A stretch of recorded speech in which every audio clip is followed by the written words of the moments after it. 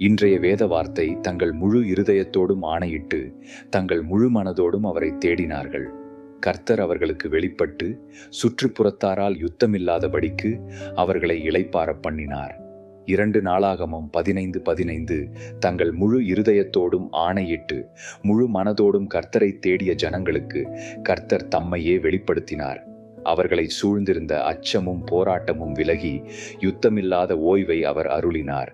கர்த்தரை அவர்கள் தேடியது ஒரு பழக்கமாக அல்ல, உயிரோடு கூடிய உடன்படிக்கையாக. முழு இருதயம், முழு மனம், ஒரே நோக்கம், தேவன் மட்டுமே. அப்போது கர்த்தர் மௌனமாக இருக்கவில்லை, தம்மையே வெளிப்படுத்தினார். பகை விலகியது, பயம் அகன்றது, அவர்களுக்கு சுற்றிலும் தேவனுடைய ஓய்வு குடியிருந்தது. சிந்தனை: நாம் தேவனை உண்மையாய் தேடும்போது அவர் பதிலை தாமதப்படுத்தார். சண்டையற்ற நாள்கள் அல்ல, சமாதானம் நிறைந்த இதயமே அவருடைய ஆசீர்வாதம். இன்றைய ஜெபம்: கர்த்தாவே, என் தேடல் வெளிப்படையானதாக இல்லாமல் உண்மையானதாக இருக்கச் செய்யும். என் வாழ்வின் எல்லா திசைகளிலும் உம்முடைய இளைப்பாறுதலை அனுபவிக்கச் செய்யும். ஆமேன்.